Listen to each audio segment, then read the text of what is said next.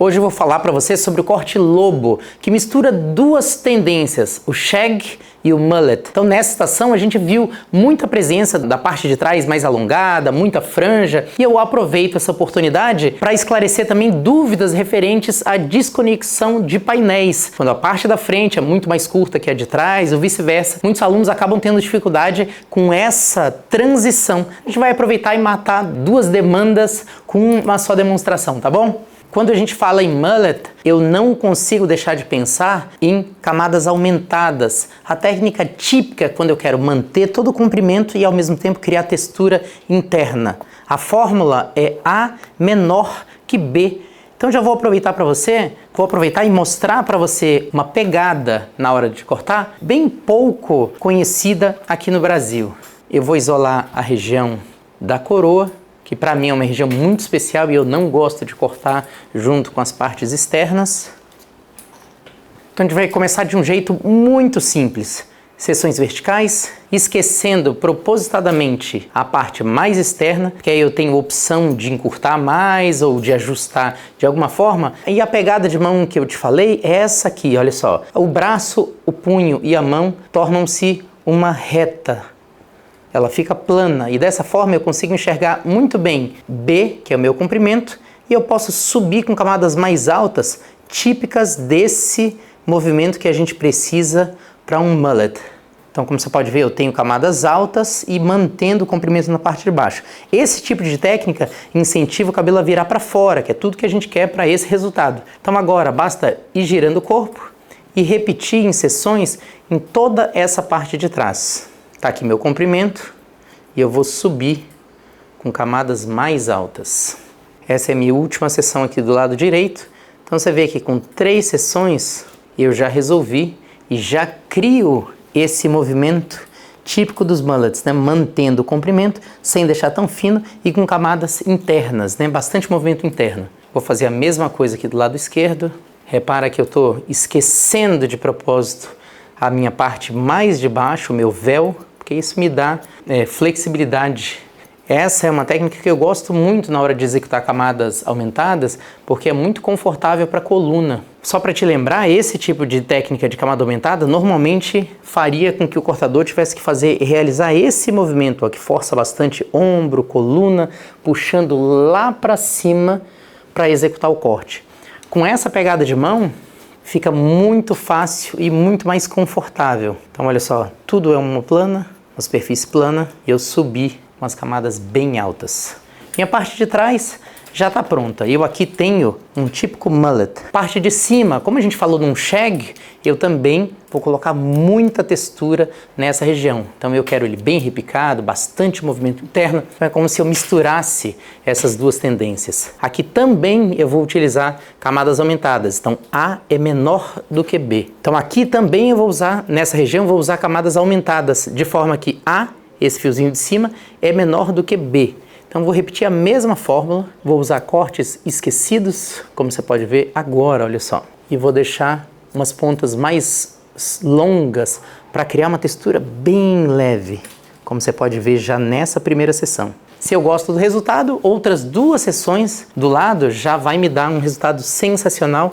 Então com praticamente menos de 8 sessões eu já estou com toda a parte de trás executada. Então esse é um corte para um público tipicamente jovem, pela meninada aí ligada à cultura pop, né? Tem uma meninada que tem curtido muito esse tipo de movimento. Então é um corte bastante simples, mas por trabalhar com elementos dissonantes, né, por trabalhar com desconexão, muitas vezes deixa o cortador inseguro. Então olha só o que eu tenho até agora. Camadas aumentadas na parte do topo e camadas aumentadas no comprimento, mantendo o máximo de comprimento possível. Posso depois mudar de ideia e optar por cortar. Como eu falei anteriormente, eu quero muito que a gente trabalhe uma desconexão forte, como se eu tivesse 2 cortes distintos. E aí eu vou mostrar para você ideias de como harmonizar, de como fazer essa passagem com bastante segurança. Vou começar por esse lado aqui. Então nós vamos ter um corte bem longo na parte de trás e eu vou deixar ele bem mais curto na parte da frente. Esse costuma ser uma passagem, um tipo de abordagem que deixa o cortador preocupado, inseguro. Então vamos falar um pouco sobre isso. Nesse momento eu vou esquecer o que eu fiz atrás e a gente vai fazer aqui, olha só, seções diagonais para trás para eu incentivar o cabelo a criar esse movimento. Eu vou copiar a mesma divisão da minha seção fazendo esse trabalho aqui, ó. Então um corte bastante curto em relação ao que eu deixei na parte de trás. Vou seguir com seções assim e depois eu vou falar para você como harmonizar essa passagem. Estou usando sempre o mesmo guia, como você pode perceber. O cabelo dessa boneca é bastante liso e, como eu falei para você, eu estou aqui misturando duas tendências. O shag, com bastante textura interna, e o mullet, com comprimento na parte de trás. Essa parte vai cair bem lisinha, né? Eu fiz uma graduação aqui, então para criar irregularidade, eu vou usar um pouco de extra também, colocando fios curtos no meio desse painel longo. Isso aqui já vai me dar uma textura bem agressiva, típico dos shag, como você pode ver. Então, a presença agora de fios curtos entre os fios longos. Vou fazer a mesma coisa do lado esquerdo e já vou te sugerir alguma coisa sobre como lidar com a continuidade desse trabalho. Estou usando como referência o comecinho dos lábios. Esse vai ser meu comprimento inicial. Minha segunda seção segue o mesmo guia, mas ela tem um pouco mais de elevação. O mesmo guia. E a minha terceira seção usa o mesmo guia também, mas ela é elevada ainda mais. E agora você pode ver ó, que eu tenho um movimento semelhante, bastante pesado, e como o shag é uma das minhas inspirações para esse trabalho, eu quero irregularizar, uma irregularidade mais agressiva. Minha primeira sessão com extra, duas sessões com extra. E agora eu já tenho uma textura forte aqui na frente. Antes da gente fazer essa ligação entre os painéis, eu vou pensar para esse cabelo uma outra forma de desconexão. Repara, eu tenho as laterais curtas e muitas vezes o cortador imagina que se ele deixou as laterais curtas, ele vai ser obrigado a fazer uma franja curta, mas a verdade é que não. Não há obrigatoriedade em você conectar as laterais com o topo. Para te mostrar isso de um jeito bem divertido, eu vou fazer uma franja bem desconecta, muito mais longa que a parte de baixo. Então esse painel não vai conversar nem um pouquinho com esse aqui, ó. Então você pode perceber que ele está bem mais longo. Eu vou fazer uma franja mais curta no centro, mais longa nas laterais e mais curta no centro, como você pode ver aqui. Minha primeira seção é baixa, a minha segunda seção vou trazer para a altura do meu rosto, então já vou elevar bastante. E a minha terceira mais alta ainda. Estou usando o mesmo guia, como você pode ver. E a minha terceira seção bem mais alta. Então, eu quero provocar você a perceber que quando um painel ele é bem cortado, quando você entende o mecanismo, você não é obrigado a criar conexão entre essa parte e essa parte. Lembra que o shag é uma das minhas inspirações. Então, aqui eu vou trazer uma textura bem forte também. E depois nós vamos pensar em harmonizar essa diferença toda que eu tenho aí. 3 sessões de extra. O que é bacana também é que você não fica achando que para fazer um corte com textura forte, você é obrigado a fazer milhões de tesouradas repetitivas com deep cutting, por exemplo. Existem muitas formas de criar uma textura alta sem você ter que ficar fazendo movimentos repetitivos. Então agora vamos entender o que nós temos até aí. Vou só deixar essa frente um pouquinho mais leve. Para deixar um pouquinho mais leve, vou puxar mais para cima e aí vou conectar aquelas laterais.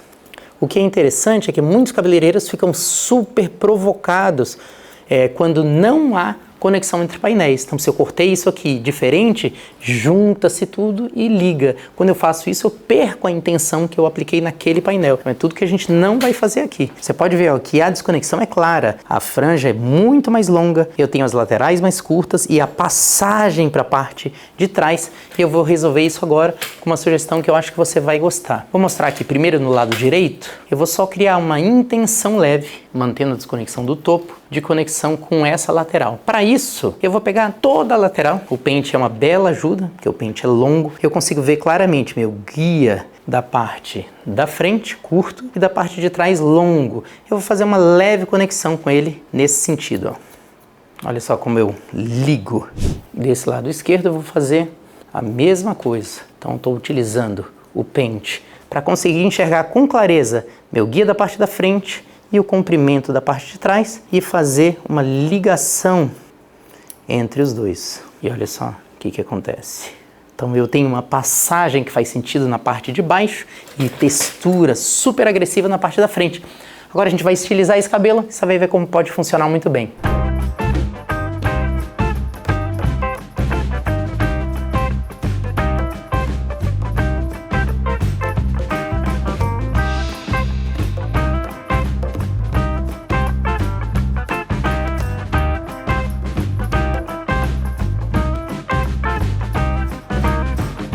Depois da escova é hora de olhar com os olhos do arquiteto, aquele que vai embelezar, perceber como que ele funciona. Então, ó, quero que você veja como é que ele ficaria. Com franja lateral ele também pode funcionar. Uma franja mais curta eu acho que ficaria ainda melhor, mas vai ser assunto para um próximo vídeo. E no meio é o clássico. Ela também pode ser estilizada para trás.